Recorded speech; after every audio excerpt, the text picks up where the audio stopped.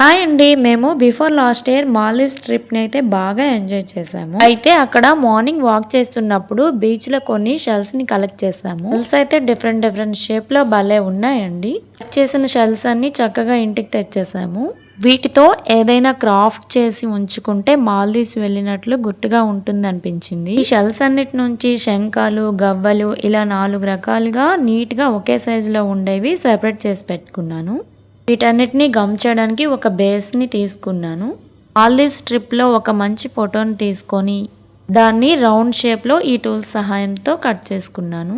రౌండ్గా కట్ చేసుకున్న ఈ ఫోటోని బేస్కి మిడిల్లో గమ్ చేసేసాను. ఇప్పుడు శంఖాల్లో డిఫరెంట్ షేప్ ఉన్న ఈ టైప్ ఆఫ్ శంఖాలను తీసుకొని గ్లూగన్ సహాయంతో రౌండ్గా గమ్ చేసేసాను.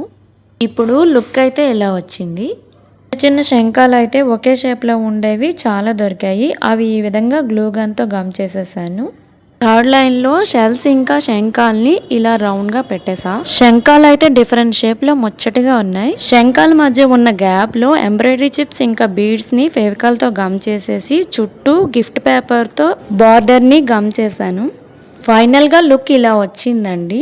చాలా బాగుంది, నాకైతే నచ్చింది. మీకు కూడా నచ్చింది అనుకుంటా. క్రాఫ్ట్స్ ఇష్టమైన వారు ఇలా చిన్న క్రాఫ్ట్ చేస్తుంటే మనసుకి హాయిగా అనిపిస్తుంది. మరి చూస్తున్న మీకెలా అనిపిస్తుంది కామెంట్ సెక్షన్ లో తెలియజేయండి. Thank you for watching. Bye bye.